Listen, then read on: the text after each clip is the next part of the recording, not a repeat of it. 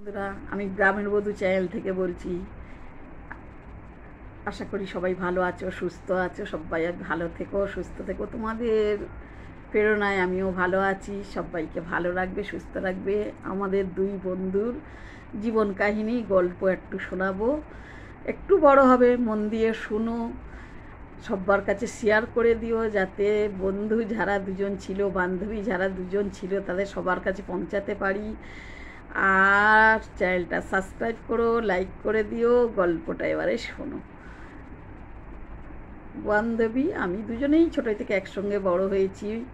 যা কিছু করতাম দুজনে একসঙ্গেই করতাম, একসঙ্গেই ঘুরতাম, বেড়াতাম, সব হতো। ওর বাবা একটু বড়লোক বাড়ি বিয়ে দিল, তারপরে আমারও বিয়ে হলো মধ্যবিত্ত ঘরে।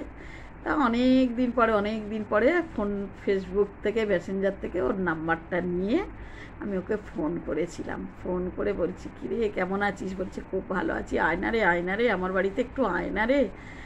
তাহলে ঠিক আছে, তোর অ্যাড্রেসটা পাঠালে আমি তোকে তোর বাড়িতে যাবো। তা ও পাঠিয়েছিল, ওর বাড়িতে গেছি। ওর বাড়িতে যেতে ও তো সত্যিই খুব আনন্দ করেছে। বড়লোক বলে কোনো গেদাগুমর নেই। খুব আনন্দ পেয়েছে, খুব আনন্দ করছিল। বা কাজের লোককে বলছে, এই আমার বান্ধবী এসছে, আমার ছোটোবেলার বান্ধবীকে খেতে দাও, জল দাও, মিষ্টি দাও, ফ্রিজে দেখো ভালো ভালো মিষ্টি আছে। ও খুব করছে কাজের লোকের সঙ্গে যে বান্ধবীকে আদর যত্ন করো। তা বান্ধবীকে আদর যত্ন করে দিল আমাকে যথারীতি মিষ্টি খাবার সব কিছুই দিল। আনন্দ করলো, অনেক গল্প হলো, ছোটোবেলার স্মৃতি অনেক কিছু হলো। সন্ধে 5টা বেজে গেল। আমি বললাম, দেখ এবার আমাকে যেতে হবে বাড়িতে, কর্তামশাই আসবে, তাকে তো একটু চা বানিয়ে অন্তত দিতে হবে।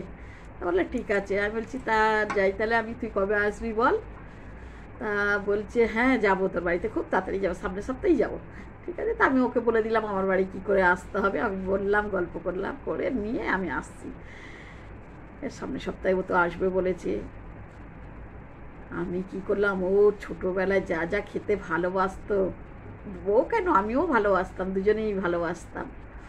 তা সেগুলো বানানোর চেষ্টা করলাম। নারকেল নাড়ু বানালাম, আর বানালাম তিলের নাড়ু আর মালপোয়া বানিয়ে রেখেছি।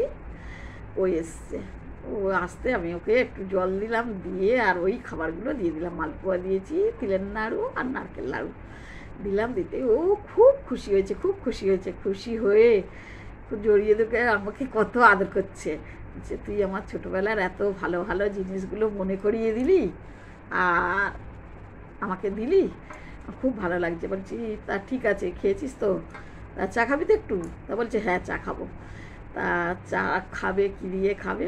আমরা যেগুলো ভালোবাসতাম সেগুলোই করলাম। ফের 2টো পেঁয়াজ পট করে কেটে নিলাম, কেটে নিয়ে ধনেপাতা কাঁচা লঙ্কা কুচিয়ে দিয়ে, লঙ্কার গুঁড়ো দিয়ে, ভালো করে নুন ঝাল দিয়ে একটু পেঁয়াজি করলাম। গরম গরম চা ওকেও দিলাম, আমিও নিলাম। তার সঙ্গে কালো জিরে আর শুকনো লঙ্কা দিয়ে মুড়ি একটু ভেজে নিয়েছি, নিয়ে আর ও তো পেয়ে কি খুশি, আত্মহারা হয়ে যাচ্ছে। বড় লোকের বউ খুব খুশি হয়ে আমাকে বলছে, ছোটোবেলার সব স্মৃতি তোর কাছে মনে আছে? আমি বলছি, হ্যাঁ সব মনে আছে। তা বলছে, বাবা তুই তো কিছুই ভুলিস নি। আর না, ভুলবো কী করে, ছোটোবেলার এত কিছু কি ভোলা যায় বল? তা বলে ও খেয়ে দিয়ে চলে গেল। তা বলছে, তুই আমার বাড়ি গেলি, আমি তোকে যত্ন করেছি ঠিক কথা, সব কাজের লোকের মাধ্যমে, কিন্তু তুই আমাকে করলি নিজে হাতে। তাহলে দেখ, তোর বাড়ি কাজের লোক আছে, আমার বাড়ি তো কাজের লোক নেই, তা আমাকে নিজে হাতে করতে। বলছে, দেখ নিজে হাতে করার আনন্দটাই আলাদা। আমি তোর হাতের জিনিস খেয়ে এতটা খুশি হলাম, আমার তখন খারাপ লাগছে যে আমি তোকে কিছু খাওয়ালাম না, খাইয়েছি আমার কাজের লোক দিয়ে। তা ঠিক আছে, ফের কবে যাবি বল? আমি ঠিক আছে যাবো, আবার নেক্সট বার দেখি কবে যাই, তোকে জানিয়ে যাব। এই পর্যন্ত আজকের গল্প বন্ধুরা। গল্পটা যদি ভালো লাগে, ইমোশনাল হয়ে গেছি। গল্পটা ভালো লাগলে চ্যানেলটাকে সাবস্ক্রাইব করো, লাইক করো, শেয়ার করো, সব বন্ধুদের কাছে যেন পৌঁছাতে পারি। টাটা, বাই বাই, নমস্কার।